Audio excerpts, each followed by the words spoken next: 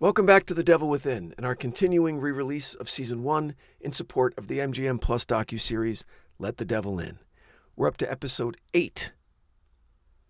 We're up to Episode 8 in the series, Nothing Gold Can Stay.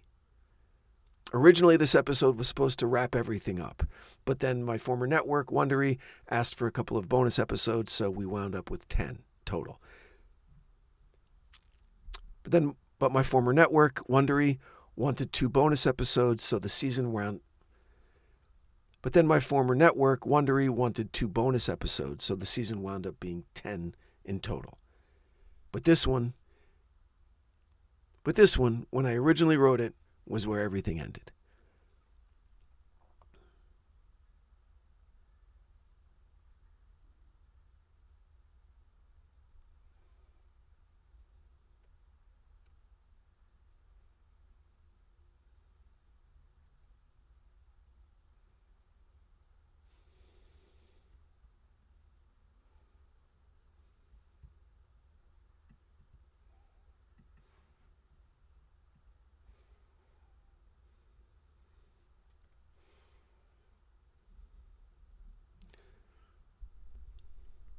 And the poem I used for the title, Nothing Gold Can Stay, shows, in my opinion, more than any other, the true extent of the magnitude.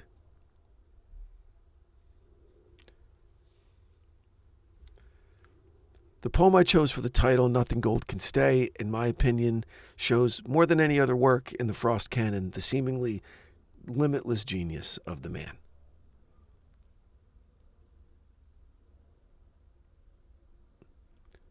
The poem's 8 lines. It's 4 simple couplets.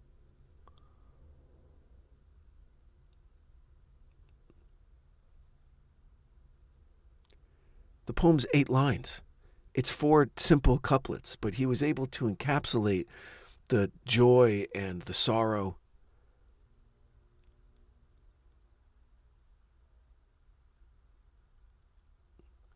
But he was able to encapsulate the joy, the sorrow, and the ultimate. But he was able to encapsulate the entirety of the joy and sorrow and ultimate redemption of the human condition. And he does it with paradox, with botanical knowledge. And he does it with paradox, with botanical knowledge, with biblical allusions.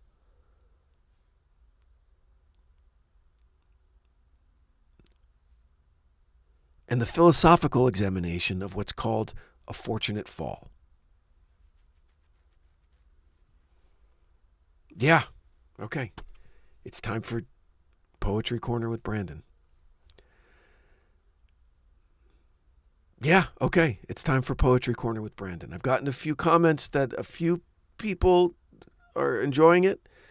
So this is for you guys. Thank you for the comments, by the way. The Outsiders, the 1983 masterpiece by Francis Ford Coppola, featured a character named Johnny Cade, played by Ralph Macchio. Featured a character named Johnny Cade, played by Ralph Macchio. You know him as the Karate Kid, probably. If you haven't seen The Outsiders, you must. End of story.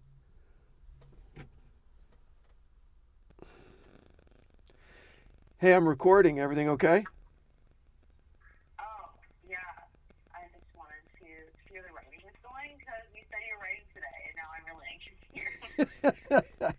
I am writing today. I took a break because I have a drop-in episode due tomorrow that I need to record and edit, so I'm taking an hour to finish that. Then I'm back to writing. I'm 8 pages in today already. I'm kicking ass. Damn. Congrats on all the Netflix love. That's great.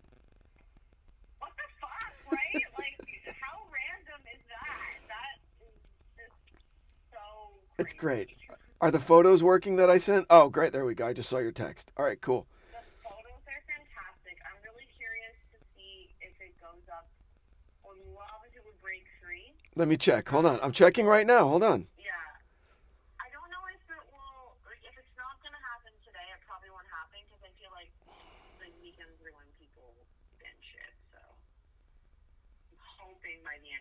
It's still at 4. It's still at 4. So it's 4. Fuck. What do you mean fuck? That's great. You hadn't thought of this movie in a year, and now it's number 4 on Netflix. Yeah, number 3. Be grateful for 4, damn it. No, that's great. I'm kidding. I'm grateful for any of it. I know. I'm No, grateful it's even on fucking Netflix. it's Are you kidding me? it's fantastic. Insane. And I wasn't breaking balls about Number 1 streaming service. The fact that it's even on there is Yeah. fucking really great. and I was not breaking balls about including this in whatever the pitch goes out. Like, here's our director. She was a director on a number 1 MGM Plus series and director of one of the top 5 movies on Netflix. So it's only good news. So It's only good news. It'll only help us. yep, exactly. All right, I gotta get back to work. I'll call you later. Bye. So the 1983 epic coming-of-age story, The Outsiders, masterpiece. Francis Ford Coppola. It was a movie that launched more careers probably than any other movie. Everyone you see in it, you're like, holy shit. From Tom Cruise to the late, great Patrick Swayze and Ralph Macchio and Rob Lowe, Emilio Estevez. It goes on and on and on. So Ralph Macchio played a character named Johnny Cade. His best friend was Ponyboy Curtis, played by C. Thomas Howell. All right. I'm not going to get into the whole story, but the poem, Nothing Gold Can Stay, is a through line thematically in it. And Johnny's interpretation of the poem wound up being my generation's interpretation of Nothing Gold Can Stay. How when you're young, that's gold and you need to cherish it. And youth is fleeting and you need to enjoy it while you're young, and we never ever do. Right? Like, who was it? Was it Mark Twain who said it's a shame that youth is wasted on the young? Because being young is great, and when you're young, you don't realize how great it is, so it gets wasted, obviously. But The Outsiders is about a fall from grace, a fall from innocence, leaving your youth behind and entering the big bad world of grown-ups when you're not even ready for it.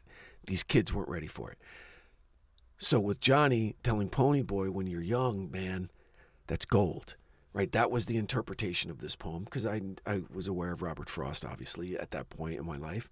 And I'm like, oh, cool. I know what this poem means. And so I tucked that away. It's enjoy youth while you can.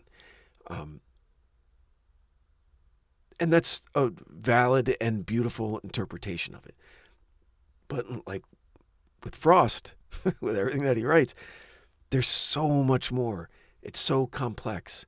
And my kids know this poem front to back. And I wonder what their interpretation is of it now, because it's so riddled with paradox. From the first line,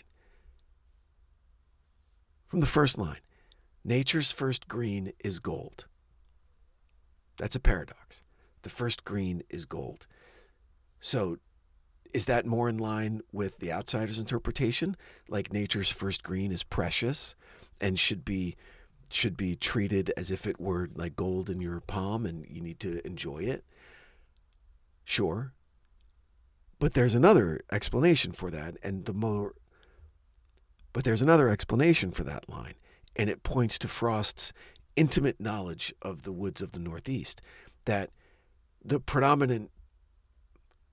first blooms of spring are on the birch trees and the willow trees. And those first buds aren't green. They're a very delicate shade of yellow.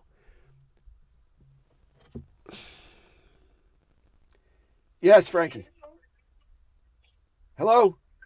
Are you home? Yeah, I'm in the booth. I'm recording. I'll be done soon. Wait, I need screen time to ask someone about my cam. Okay. So I don't. And all right. Okay, bye. Other than that, I'm done. Okay, bye.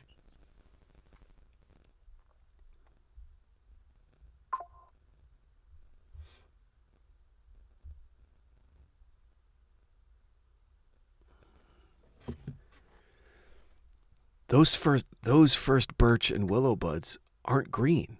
They're a very delicate shade of yellow that Frost called gold. And then you have this beautiful alliteration, her hardest hue to hold, those H's, her nature, hardest hue to hold. And then the second line, her hardest hue to hold.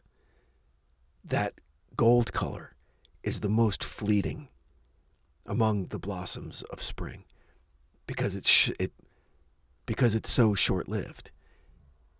And then he lets you know, her early leaf's a flower. There's that paradox again. Is it a leaf or is it a flower, Robert? Come on. Her early leaf is a flower, but only so an hour. And there are several interpretations of that line. The most literal interpretation is also correct, that the early birch leaf and the early willow leaf actually blooms and looks like and has all of the potential to be a flower, but it's a leaf. And when he says only so an hour, that's a bit of an exaggeration, because it's a leaf for long. That's an exaggeration because it resembles a flower longer than an hour. But then that also is a very heartbreaking metaphor for youth.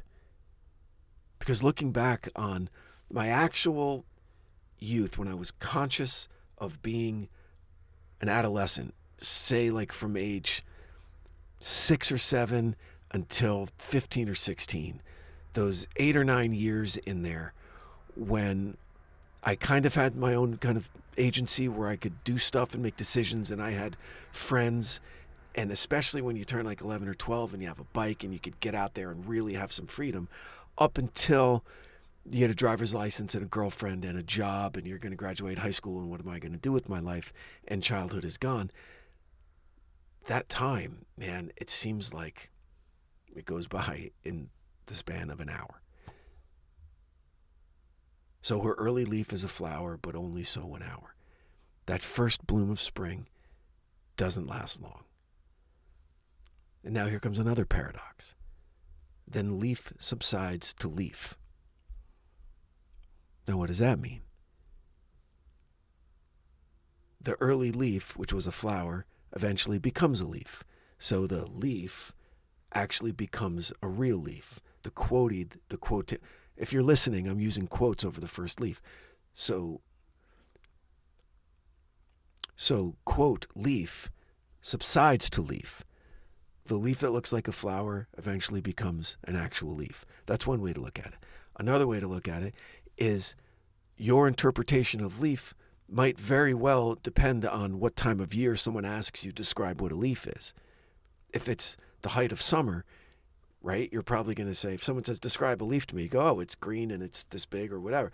Like Springsteen in Long Walk Home, when he has a line in that where he says, I could smell the same deep green of summer. And that's cool in and of itself because he combines senses. He could smell a color. I could smell the same deep green of summer. So ask someone in summertime, describe a leaf, they'll probably say it's green. Ask someone in the autumn and they could say, oh, it's bright red and it's falling to the ground. Ask someone in the beginning of winter and it's crumbly brown freaking mulch left over.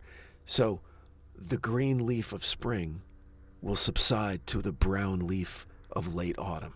Leaf subsides to leaf. And then the next line, forget about it. So Eden sank to grief.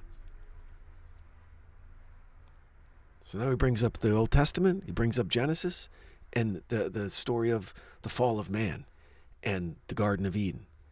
And now this is where the paradox of the fortunate fall, this philosophical and literary idea comes in. A fortunate fall means we've all had it. Like you get fired from a job and you think it's a terrible situation, but then it opens the door to a new job that you get that's better than anything you could have hoped for.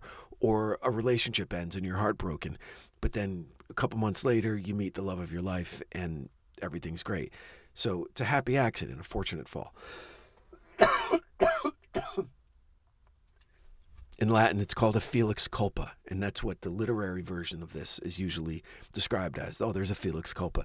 And the most famous Felix Culpa is Adam and Eve's dismissal. And the most famous Felix Culpa is Adam and Eve getting kicked out of the garden. The reason being is that if they hadn't disobeyed God and eaten of the tree of knowledge and gained the wisdom of good and evil, there would not have been the necessity of the Redeemer, of Christ coming and dying for the sins of humanity. And we can live in a redemptive state and gain our entry into heaven. So without the fall, there couldn't have been the redemption. So that's why this story in the Old Testament is considered a Felix Culpa, which is why Frost uses it here. Then leaf subsides to leaf, so Eden sank to grief. Now here's another paradox in the next line. Line 7 of this 8-line poem. Look at that. We're only 7 lines in of 8. Then leaf subsides to leaf, so Eden sank to grief, so dawn goes down to day.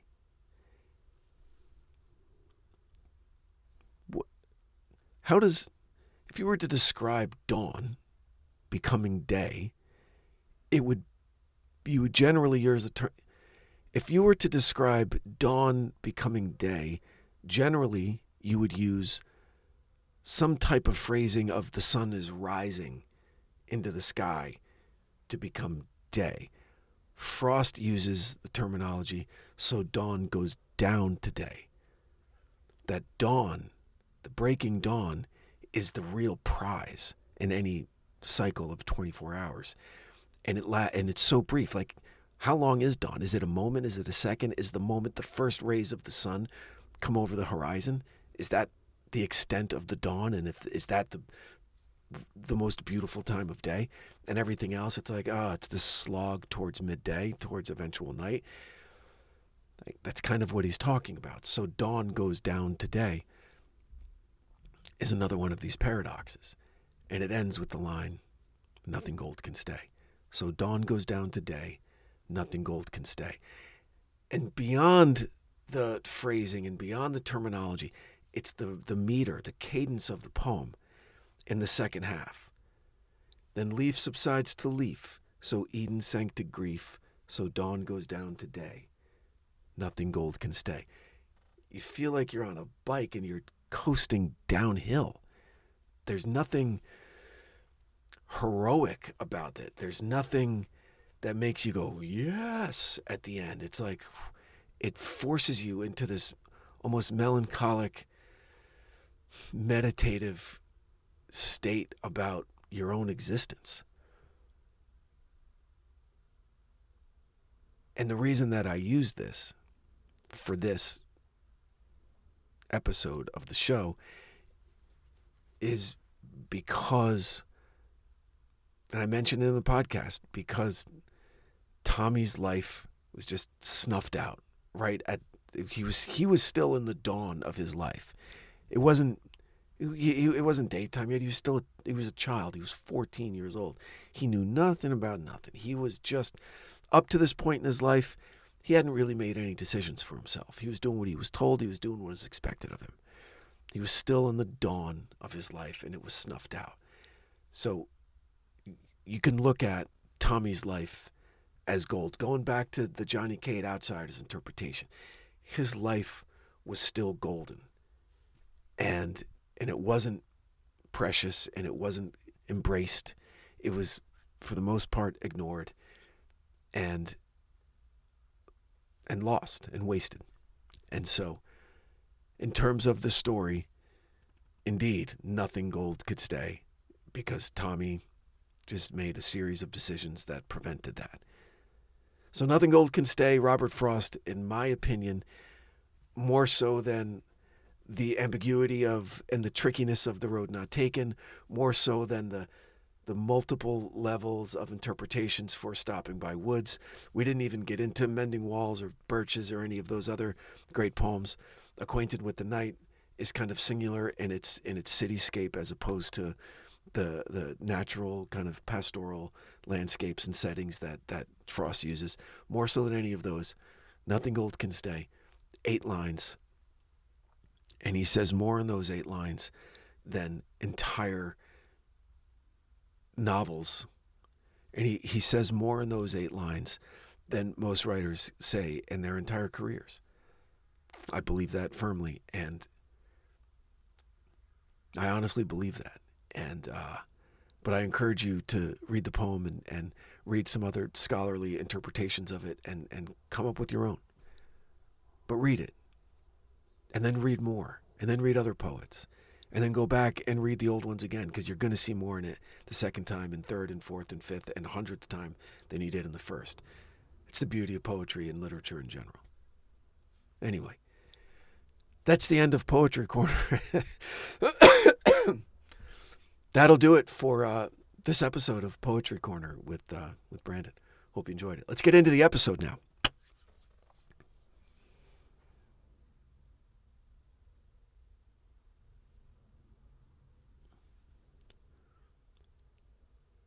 So the angle I took in this to tell the story was that Tommy didn't know that he was possessed. And so what you find in this episode is a lot of dream sequences with these horrible murders where he wakes up and he's kind of fucked up. It's like, whoa, that was super real. And then it's like, whoa, he's like, whoa, that seemed super real. This is kind of strange. And not understanding what was actually going on. I had his friend Lance understand what was happening and being worried about him. But as the monster grew stronger inside Tommy, he started going through these changes. But he still wasn't really aware of the trouble that he was in. Now, again, none of this is proven. It's pure conjecture in this episode is pure conjecture. And I had a very specific reason for structuring the episode the way I did, for writing the episode the way I did, and for hitting these specific dream beats the way that I did. I'll get to that in part 2 next week. But the main thing I wanted to go over in this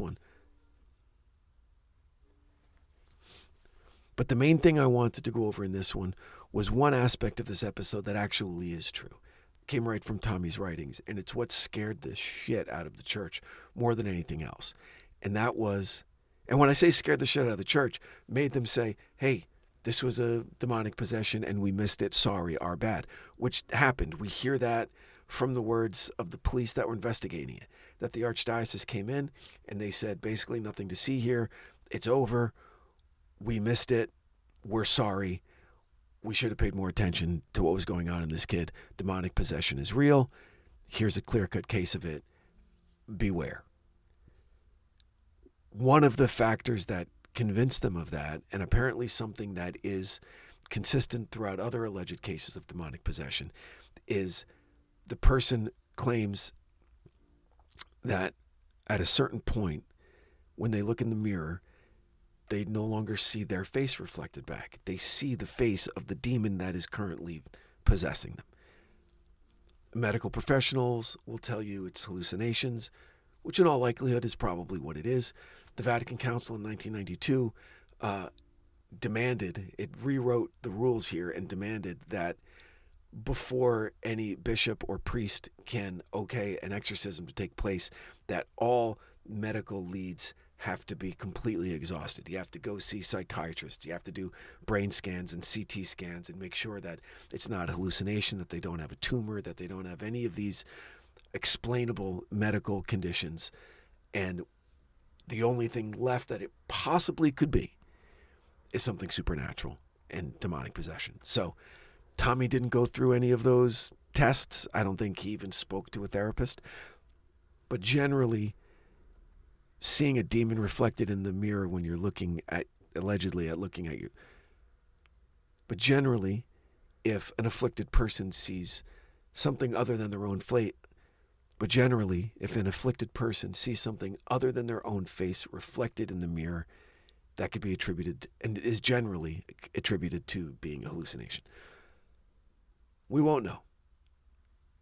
But on the off chance that all of those other medical explanations could be proven to not have existed in Tommy, that's when the church would say, whoa, this was probably real. Oops. Unfortunately for Tommy and for everyone else involved. So reading that in Tommy's notebook, and it was one of the few times in the writings, at least that I went over from Tommy, that you could sense he was coming from a place of fear. The other stuff, reading the contract that he wrote out to himself, like, I'm going to kill I'll do anything that you want except for gay stuff. Like, there's the Catholic in him coming out. Like, he was fine with murder and torture and stabbing his mom and killing his little brother and all that, but I'm not going to do gay stuff. Like, he wrote that in the contract. So, and he was very confident in that, in writing that, and very confident in his other drawings and confident in his other writings. But there was a hesitating nature when he was talking about not being able to trust what he was seeing with his own eyes. Demon reflected back at him. That affected him a little bit. My opinion. Maybe not. Either way, it was enough to scare the powers that be, and it was enough retroactively, of course. No one read it beforehand and said, "Hey, Tommy, what's all this about? Are you really seeing a demon in the mirror?" Things might have changed if they had. But look, I'm guilty of that too. There is some stuff from my kids that I've overlooked that have bit me in the ass that I wish I had been a little bit more proactive. But look, we get busy and we trust that our kids are going to come to us with stuff, and probably we should be a little bit less trusting and a little bit more interested, I guess, is the type of parent that I'm trying to be better at being. And it looked like Tommy had none of that, unfortunately.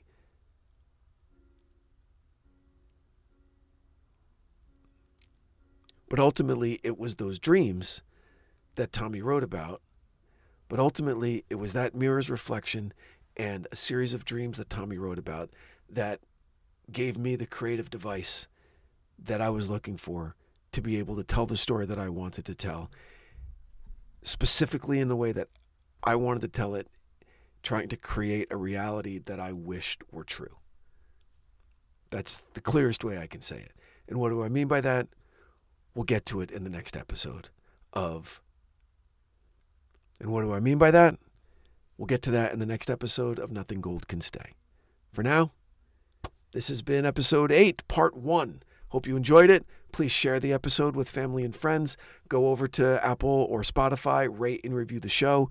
Go over to YouTube, EVO Creative YouTube channel. Every show on the EVO network has a video component as well. We're trying to build a subscriber base there. Hit the notification bell so you never miss an episode. And please consider patronizing some of the great sponsors that are supporting our network, because without them, we couldn't keep making these shows. So, for The Devil Within, again, thank you for joining me today on The Devil Within.